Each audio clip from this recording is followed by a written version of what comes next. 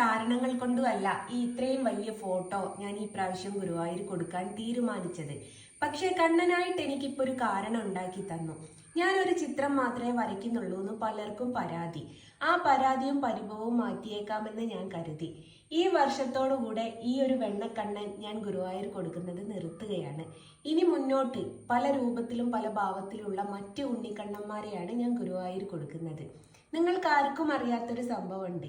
ഇത് ഞാൻ എൻ്റെ സിഗ്നേച്ചർ ഐറ്റം എടുക്കാൻ 2016 തൊട്ടിട്ടാണ് ഞാൻ കഷ്ടപ്പെടുന്നത്. എന്നെ കണ്ടാൽ തിരിച്ചറിയാത്ത ആൾക്കാർ എന്നെ കണ്ണനെ കണ്ടാൽ തിരിച്ചറിയുന്ന രൂപത്തിലേക്കും ഭാവത്തിലേക്കും ഞാൻ മാറ്റിയെടുക്കുകയായിരുന്നു. 2016 ആദ്യമായിട്ട് എന്നെക്കുറിച്ച് ഈ ഒരു ഫോട്ടോയും വെച്ചിട്ട് ന്യൂസ് വരുന്നത്. അത് നമ്മുടെ കുമ്മനം രാജശേഖരേട്ടന് ഫോട്ടോ കൊടുത്ത സമയത്താണ്.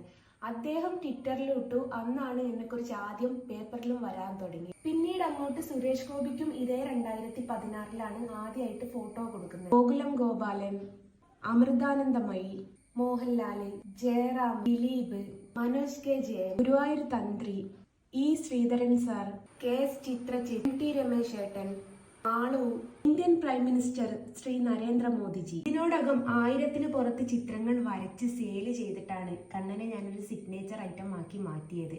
ഈ ഒരു കണ്ണനെ വരയ്ക്കൽ തുടങ്ങിയതിന് ശേഷമാണ് എനിക്ക് പേരും പ്രശസ്തിയും വന്നു തുടങ്ങിയത്.